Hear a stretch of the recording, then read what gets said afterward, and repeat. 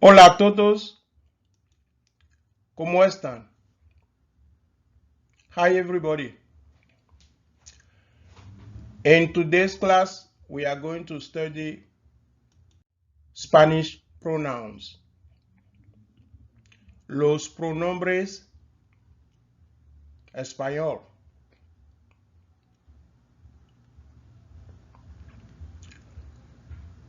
Similar to English, there are different types of pronouns in Spanish. You have personal pronoun, possessive pronoun, demonstrative pronoun, relative pronouns, indefinite pronouns, and interrogative pronoun and exclamative pronouns. Well, when you are talking or you are writing, you cannot use the same name throughout without boring your audience. For that reason, you use pronoun. Okay? Pronouns. So they are used in replacement of nouns. They also make sentences, they make communication a little faster, a little lighter. Instead of saying Alberto, Alberto, Alberto, Alberto, you can replace Alberto sometime by he. Okay? Or if it's Roberta or Barbara, you can replace that by she. Okay? So as not to have, repetition and that redundancy get the audience bored. So that's why grammarians have devised a way to lighten the discourse by using pronouns. As far as human beings are concerned, personal pronouns are very useful. So in Spanish, the first person singular pronoun is yo. The second person singular is tú for informal occasions, and usted for formal and polite circumstances. The first person plural is nosotros. The second is vosotros, but this one is mostly used in Spain, in Latin America, and in the US, because the population of Hispanic in the US is mostly from Latin and Central America. So vosotros is not that much used. It's ustedes, which is used, but in Spain, vosotros is very common. So we have first person singular, yo, first person plural, nosotros, second person singular, tú, second person plural, vosotros, third person singular, él, ella, usted. Okay? But usted is the tú form, the you form, the polite form, the formal form. But grammatically, especially when we study verb, you'll find out that it has the same verbal inflection as the third person singular, or here as the third person plural. Okay, when I talk about verbal inflection, you say, for instance, he goes. Okay, so that the es that you add to go is a verbal inflection. It's a grammatical feature which by itself already tells you that you are referring to a third person singular. Okay, if I say he cries, or or she cries, or he flies, or he carries, By hearing that S sound, you already know, even if I don't tell you the subject of the verb, and just happen to say the verb in isolation, you will know that I'm referring to the third person singular. So that's a verbal fleshing.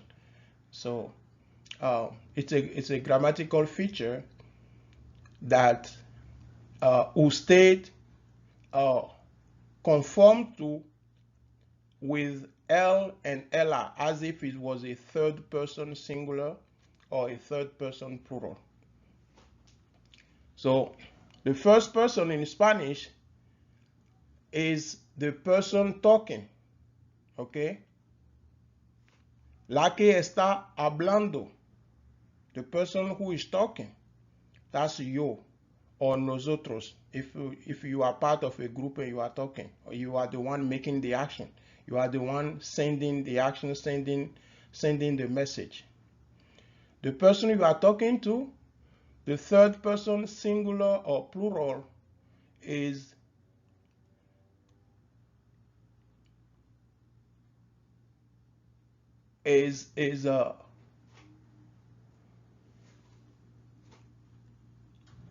two when it's an informal situation, but is usted most of the time. Now, if you are addressing a child, you can say two. But when you are addressing an adult or somebody you don't know in an official circumstance, use usted. Same thing for vosotros. Use ustedes. Okay? The third person singular is the person you are talking about. You are talking to somebody about somebody else. That somebody else is third person. So these ranking of first, second, and third person will always influence the other pronouns. So when we are discussing possessive, you will have the me form, the tu form, the nosotros form, because of the same personal classification of third, second, and third person. First, second, and third person, singular as a group and plural as another group. So again, the cis pronoun or the cis category of pronoun, personal pronoun that are subject. So these pronoun are the ones that are subject in a sentence. There are other personal pronoun, but those personal pronouns are not subject. These are the subject one. These are the one that precede the verb most of the time in affirmative sentences. Okay, so yo, tú, él, ella, usted, nosotros, vosotros, ellos, ellas, ustedes. Those are the pronouns. When we start studying verb, we'll use them with verb, and you will understand better. Now, beside the subject pronoun, there are object pronouns. Some are direct object pronouns, others are indirect object pronouns.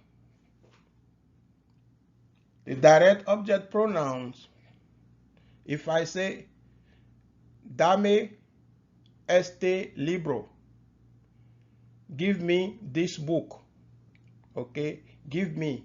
The me is putting me in the receiving end. I'm receiving the action. So object pronoun, they are not the subject, but they are the one receiving the actions. Okay?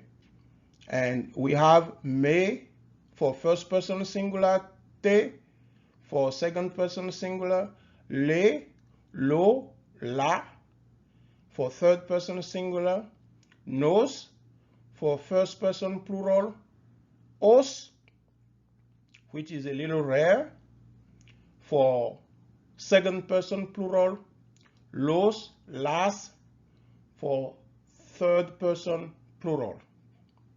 Now, lo, la is more common as a pronoun they look like the article la and all this and the neutral article lo beside this one, except this one, but they are not article. In this context, they are pronouns. So when you are reading tests, you are reading material, you will find out some of them, they will look like this. They will look like articles, but they are not articles. If they precede a verb, that means they are playing the same role as a person, or as an object, or as an animal, or producing an action. If they are sometimes attached to the second verb of in a sentence, they are pronouns. They are not articles. Articles are not attached to, when I mean attached, there is no space between them. You put them together jointly. So pronoun will do that. So as we are reading tests, we will come across them, and I will refer back to them. So it's good to know the list. Me, te, lo, la mostly, but le in Spain and also in some formal circumstances. Some people even here, even in the US or Latin America, some people prefer to use the le instead of lo and la as an object pronoun. And when I say personal, it means referring back to human beings, a woman or a man or a group of people. So nos, os, los, las are the plural form of those personal pronouns. Okay, so these are the direct object personal pronoun. But there are also indirect object personal pronoun. The indirect object personal pronoun, they're almost the same, but at the third person singular, there's no lo la here. It's only le. Okay, indirect personal object pronoun. So unless when it comes to plural. So when we are reading tests, if some of them come up, we'll discuss them further with illustration. This is an overview. Once again, this is not, you cannot take just one class of grammar in a few hours and become a grammarian. Just verb alone can cover a whole semester class. So in a course like this, where grammar is not really the focus, it's just a bridge to where we are going. So I'm giving you an overview, and also when we started reading tests in the context of vital sign measurement, and also in the future when you are reading other materials, tests related to cardiology, oncology, or other things, gynecology, you will be coming across basic grammar. So it's good for you to have that overview now and know what is what, and refer back to it when you need it. Okay? At the end of the course, I will also recommend resources. And this course, this overview I'm giving you will help you read Spanish, even Spanish grammar book later, because I'm trying to use the grammatical terms as well. When I'm discussing los artículos, los adjetivos, los verbos, los adjetivos determinativos, las preposiciones, las conjunciones, as I'm discussing all those like that, later you'll be able to read a document discussing grammar, basic grammar, directly in Spanish. That's your way to fluency. You cannot always study things in both languages. At some point, you have to be reading even grammar and other skills, linguistic skills, directly in Spanish. So we'll come across some example when we will be reading tests, either the tests we are discussing now in module 1 and 2, or later in module 3 and 4, where everything is focused on vital sign measurement. That's a content meaning course.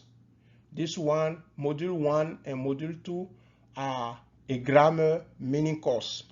So this whole course of 4 modules is 2 meaning courses together.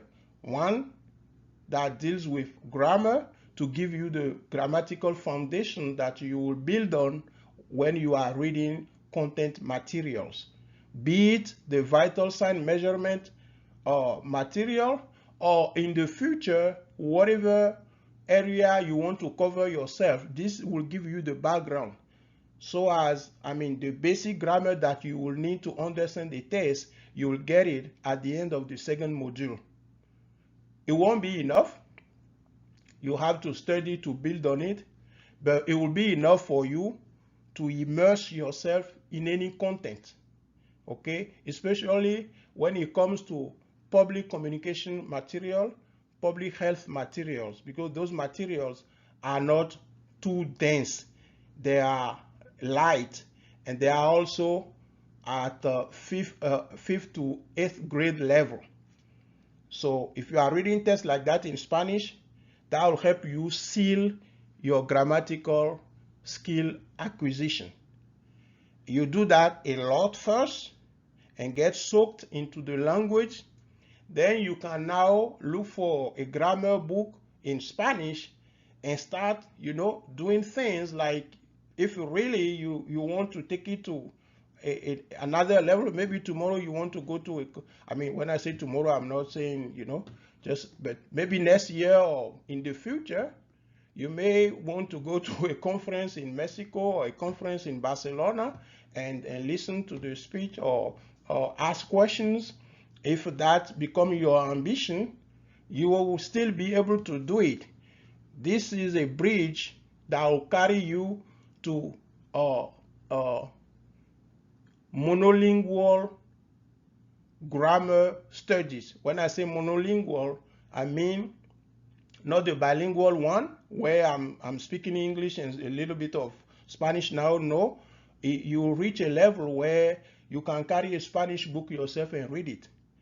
This will give you the basic to do that, because it's categorized, and every item I discuss, I also present the item in Spanish. You have its Spanish equivalent, so that will help you. So personal pronoun, we have direct, we have a subject pronoun, we have object pronoun. Object pronoun, we have direct, and we also have indirect. So the indirect are me, te, le, nos, os, les. The only difference between the direct is here. Only we have le here at the third person singular and les at the third person plural. Over there we have a lo, la on top and los, las here. But when it comes to indirect, it's just le and la. When we are reading a text, we come across it, we will talk more about it. Now, there are also personal pronouns that are prepositional, meaning they are introduced by a preposition. Okay, if you have to get here before 4 o'clock. When we say before 4 o'clock, before 4 o'clock is a prepositional phrase.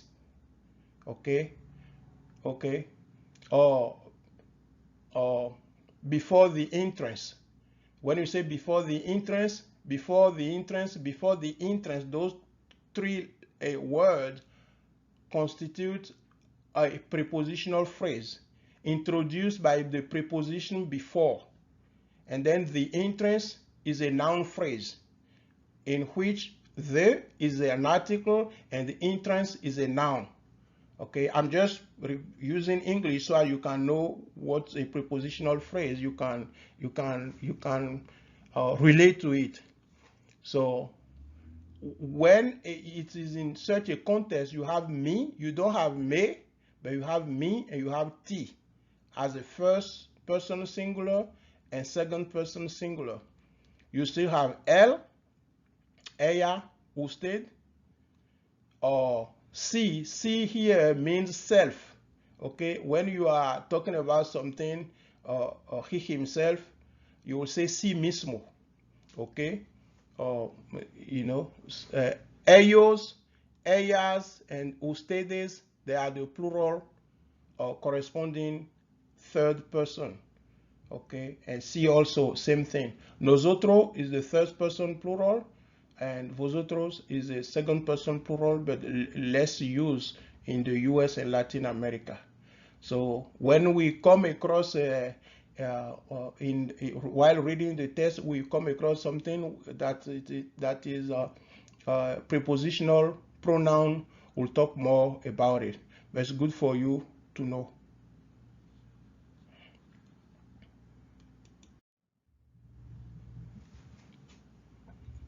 Reflexive pronoun, okay? Reflexive pronouns, it's when the verb send back the action to the person making the action. Okay, if you say, oh, he's washing himself, okay, he's washing whom? He's washing himself. Okay, so lavarse, for instance, is a prepositional, is a reflexive verb. Lavarse, you can use lavar just to wash, but lavarse is a reflexive verb. So you have such verb where you have to use me when the action refers back to you, te when the action refers back to the person you are talking to, se when the action refers back to the person you are talking about. Same thing, plural, second person plural, first person plural, and third person plural when the action refers back to the group of people you are addressing, when the action refers back to the group of people to which you belong, and this the second person when you are addressing people and the action refers back to them. But this one, those, os, vosotros, vuestro, are literally they are not much used in the US, in Latin America. They are more frequent in Spain. So this is a recap. So all the personal pronouns are here. Okay, you can later you can mute this and note and write down the pronombres personales sujetos. You have yo, tú, él, ella, usted, ustedes, nosotros, vosotros, ellos, ellas, ustedes, you know, like the short form of ustedes is this one. The short form of usted also is this one. Okay. Objeto, directo. Mete, le, lo, la, nos, os. Objeto indirecto. Okay. These are the one. You see here we have los, las, but we only have les here. Okay. And we only have le here because it's indirect. Prepositional. Pronombres personales proposicional. Okay, me, ti, and all those here. Reflexivo, mete, se, nos, os, se. Okay, so this is a recap of all the personal pronouns. If we come across them in some of the tests we'll be reading, we'll allude to them.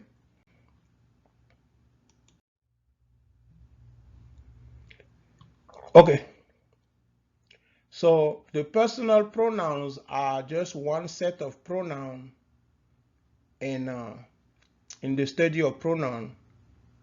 So there are other, just like adjectives, there are possessive pronouns, demonstrative pronoun, and all the rest. So adjective pronoun, you have mio, no, not, possessive pronoun, you have mio for the first person and mia for still the first person, but feminine. Okay? Tuyo, tuya, suyo, suya, nuestro, nuestra, vuestro, vuestra, suyo, suya. And the plural form here. Okay? You say, oh, el carro es mío. Okay? In that, es mío, mío is an adjective. But, oh, estoy hablando de mi carro. El mío. In el mío, el is an article, mío is a pronoun. Okay, that's why the article is preceding the pronoun the same way the article will precede the noun. So you can say el mío, la mía, if the object you are referring to is feminine. El mío, if the object you are referring to is masculine. Okay, los míos, if the object you are referring to is masculine plural, and las mías, if the object you are referring to is feminine plural.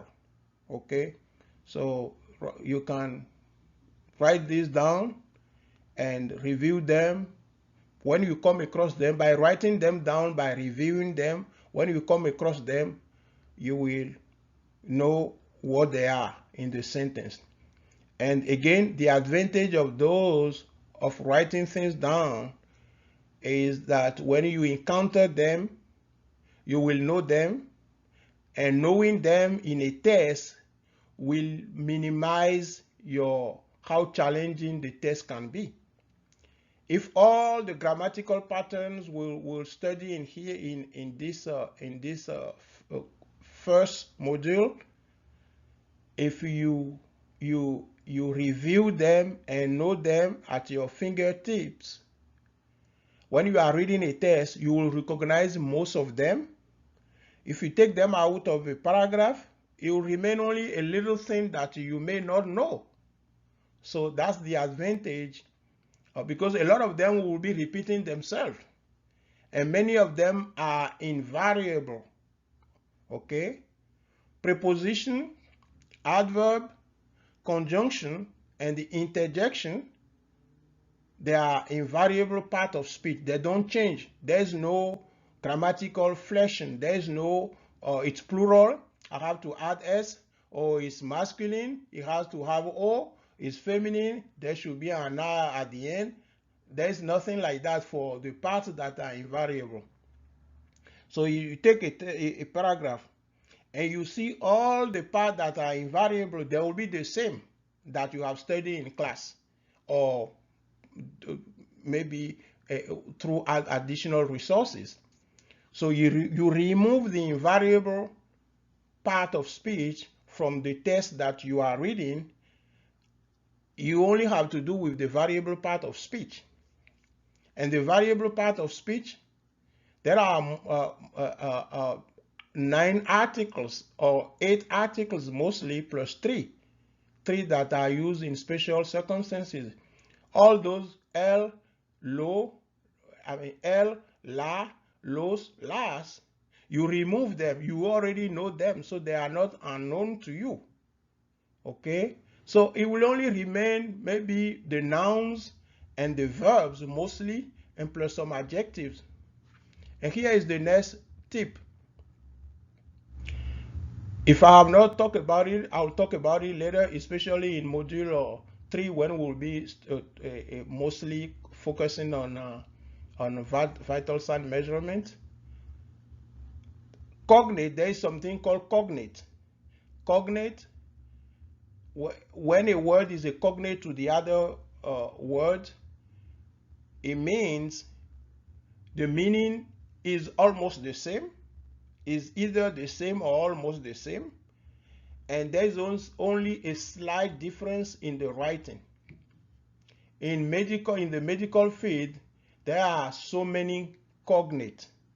So many of the words that you will encounter in Spanish that are not grammatical words, there will be you can imply their meaning. You can guess the meaning from the spelling.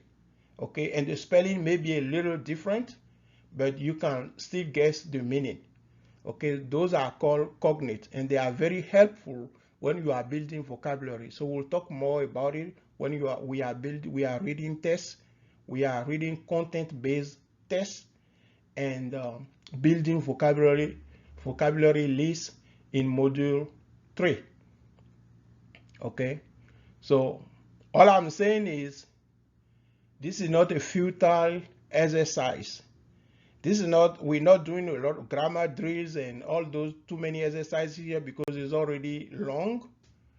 But read it, review it, summarize it, and make it your own.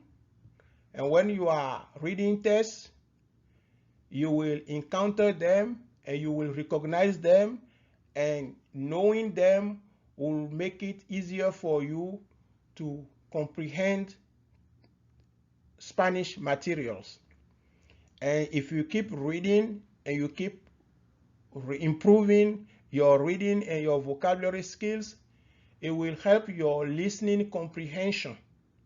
When you are listening to a piece of audio visual material on your field, focusing on your field of specialization, the grammatical items that you will have studied will help you, and the cognate will also help you because the meaning of the word will be almost the same and the spelling will be with just a slight modification, and that combination will help you comprehend better.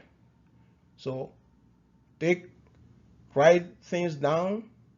When you do the homework, write your answer down, review every lesson, take note and review your notes, and make a summary to yourself, and little by little your grammatical skills will be improving, and when you are reading a test it will not be challenging to you because you have known most of the item. We have said before there are 9 parts of speech. Interjection is the 9th part of speech, that the one that you use for exclamation and all those, but interjection is a standalone part of speech. So it can be a sentence on its own, so it doesn't have any interaction whatsoever with the other part of another sentence, but it's also studied as a part of speech. But the other 8 parts of speech, they are more common. Even if you see a sentence there is no interjection, the 8 part of speech, by the time you read 2, 3, 4 sentences in a paragraph or in a test, you'll have encountered all 8 of them. Now, of those 8, 5 will be variable part of speech, and 4 will be invariable part of speech. If there is no interjection, you are left with 3 invariable part of speech, which are preposition, adverb, and conjunction. So they don't go through on any modification. So those one, anywhere you see them, you recognize them. Okay, they never change. Okay, so that will help you because that will minimize how challenging a material will be in front of you. And the ones that are variable, there are some that are numbered. Pronouns are numbered. Articles are numbered. Adjectivos determinativos are numbered, meaning there is a fixed number of them, okay, that you learn, and after that there's not going to be, unless somebody add a linguist add a new word to the dictionary, you're not going to see it in circulation for a while. Okay, so it's good to know this basic grammar because it will minimize your unknown when you are reading a new you are reading a test. So that's one advantage of it.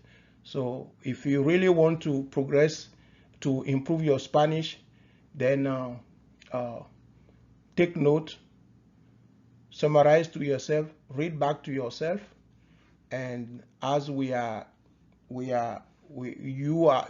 studying together, or you are studying later on your own, when you are embracing other micro skills, you will encounter those grammatical points and you will recognize them.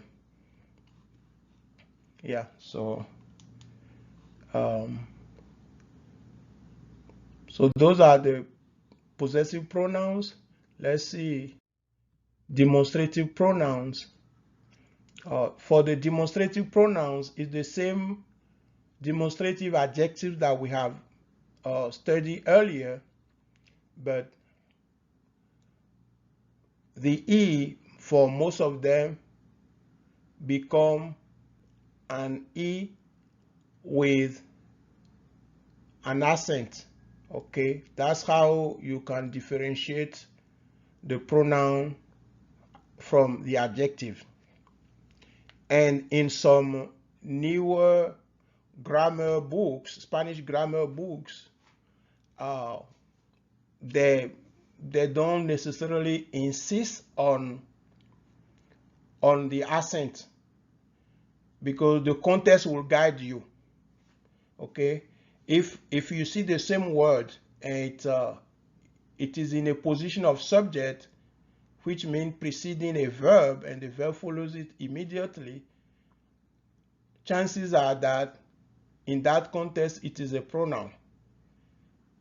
If it's next to a noun and the context tells you it's describing that noun, pronoun don't describe noun. Pronoun replaces noun. Pronouns replace noun. So if it is describing a noun, then it's an adjective. Okay, so the context will guide you. So some Spanish grammarian will deal away with the accent on the E. So so these are esta for feminine, ese, esa, aquel, aquella, estos, estas. These are plural, these are singular. And the A, you know, that it denotes, it signal feminine.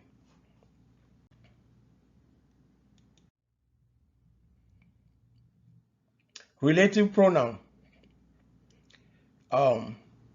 These pronoun here, who, which, what, whom, the one who, that which, all those are pronouns. And the Spanish correspondents are que, lo que, el, lo cual, cuyo is whose. Okay, quién is who. Okay, most of them they don't change, they don't show gender. It's the same for male and female. Male and female is the same for most of them. Now when it's a plural, then it will show, but K does not show anything. K is for all the way, masculine, feminine, singular, plural, is the same K everywhere. Okay, quién, male or female, is the same quién. Now when it's plural, it becomes quiénes. Okay, now cuyo, cuya, it shows when it's feminine, you'll see it's cuya, and when it's feminine plural, you'll see it's cuyas. So these are the pronoun, relative pronoun that you'll find in tests. I mean, also in tests, in written material, you will also come across K, but that K, if it's joining two sentences, is not a pronoun, it will be a conjunction. So when we are studying conjunction, we will also encounter K. I'm just telling you ahead of time.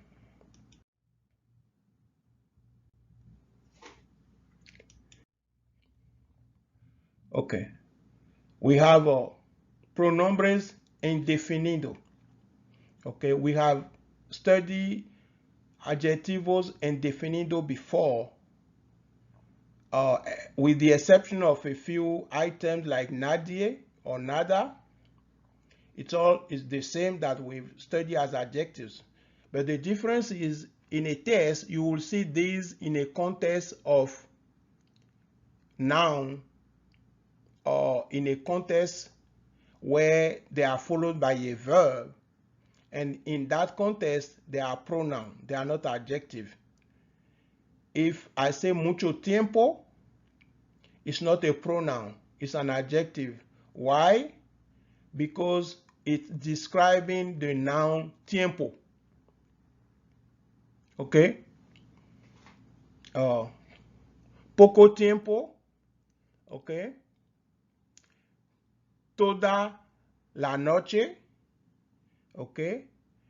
So those are adjectives. But if I say todo viene, which means everybody came, so in that context, it's a pronoun and it's the subject of the verb viene. So the context will guide you to know whether it's an adjective or a pronoun. But they are kind of the same spelling everywhere, but the context is the only one that will give you enough clue to know which one is adjective in which context and which one is a pronoun in which context. The same que, cual, quien, cuyo that we have seen as a relative pronoun, okay, they are also used for interrogative pronouns. But the question mark, you cannot miss it, okay? Because in Spanish, there are always two question marks, okay? One at the beginning, which is inverted, and the regular one that we are all used to at the end, okay?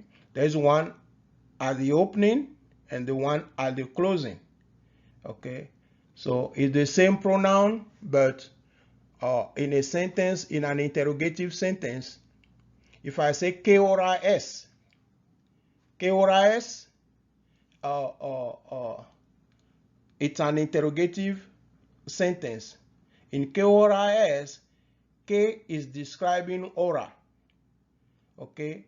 Since ¿qué is describing hora, it's an adjective.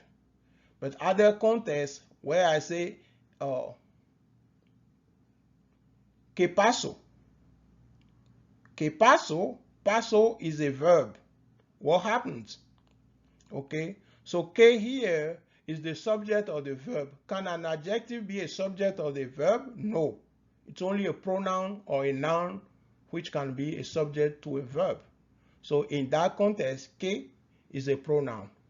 Okay, so the context will guide you.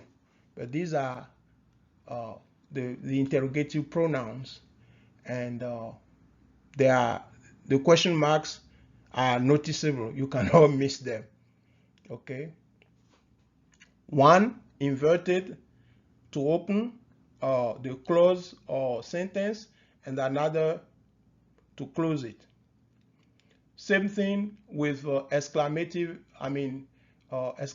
pronoun, pronombres exclamativos, with the difference that the punctuation marks are different. You'll see exclamative there, but it's the same thing. Okay. So this is it here. It's the same thing, except that we have inverted exclamative mark here and regular exclamative mark here. So review them, make your summary, and when we are reading tests, we'll come across some of them, and if we do, we'll mention them, we'll allude to them, and when we are reading in the content area later in module 3, we'll also allude to them if we come across them. Now, beyond this course, by the time you finish this course, I suggest that you immerse yourself deeply in the content of vital sign measurement, develop the linguistic skills, and then later you will transfer those skills to study another area of medical practice that is of interest to you. Okay, so the same grammar you will be needing it. You will need it everywhere you go, but you will need to improve it. You will need to do more exercises on your own later, because this is long already for an introductory course, which is just one module of 4 modules. But this is the longest, so you can be happy about that. This is the longest module of all 4, but is short compared to what you will do after you complete the course. Because after you complete the course, you are going to practice to get the skills. You know, you cannot just read through and listen through and have the skills. The skills will be developed through practice. Okay, if you are not speaking Spanish to people, you may read for 10 years, it will not show. So prepare after the course, get involved in speaking, and you will see how fast your Spanish language abilities will develop.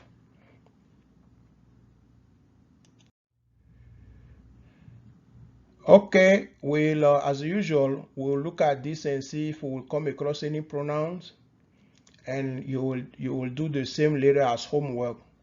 So if you have the PDF, you should underline the one I will point to, and after that you will read these 3 portions. This is one portion. These 1, 2, 3 are, as usual, your homework. If you find any pronoun in it, be it personal pronoun, possessive pronoun, demonstrative pronoun, indefinite pronoun, relative pronoun, exclamative pronoun, or interrogative pronoun, you underline it and you write it down in your notebook. So here we go.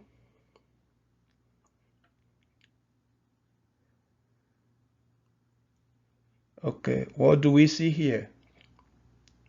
Okay, den consejos sobre cómo y por qué tomar los medicamentos según las indicaciones, en un lenguaje que los pacientes y quienes lo cuidan entienden.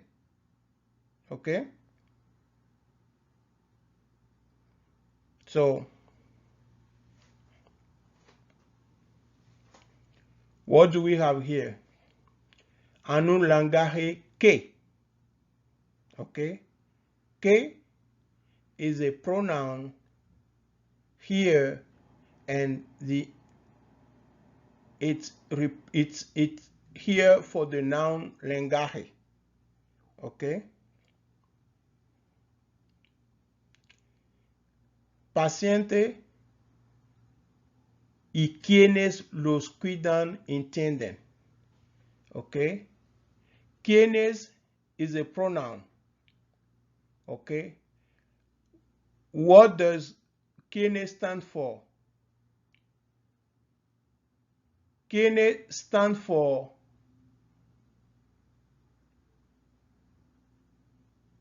the caretakers. Okay? The people who are taking care of the patient. Okay? Los pacientes y quienes los cuidan. Okay? Cuidar is take care of. Okay? So those who take care of those patients, so you have to use a language that they understand. So quienes is a pronoun.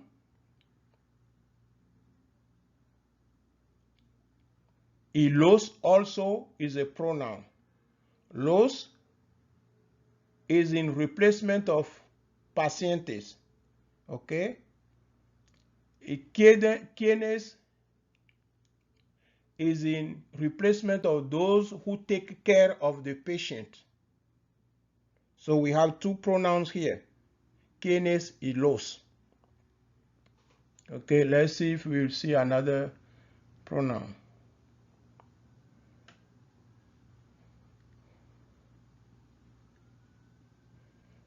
Ok, usen protocolo y incorporenlos.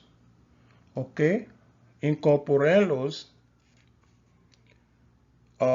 This los is for protocolos. Okay, so it's attached to the verb incorporate. Okay, so incorporen is a verb, which is the verb itself. The infinitive form of the verb is incorporar, but here it's used in an imperative way, and the pronoun is attached to it. And what does the pronoun replace? It replaces protocolos. Okay, like to incorporate those protocol, treatment process, or things of the sort. Okay, so those are the three pronouns we have: quienes, los, y this one which is attached here as a direct object. Okay, incorporate what? Okay, incorporar qué. Okay, incorporar los protocolos. Okay, so los es un pronombre, pronombre de objeto directo. Okay, está reemplazado el sustantivo protocolos. Okay, está reemplazado el sustantivo o el nombre protocolos. Okay, so the pronoun los here is replacing protocol here in this context. So you do the other part of the PDF and try to find, if you come across some pronoun, underline them and write them down in your notebook or on a piece of paper that you labeled the top pronouns. Thank you for your attention, and next lesson will be about verbs. Again, thank you.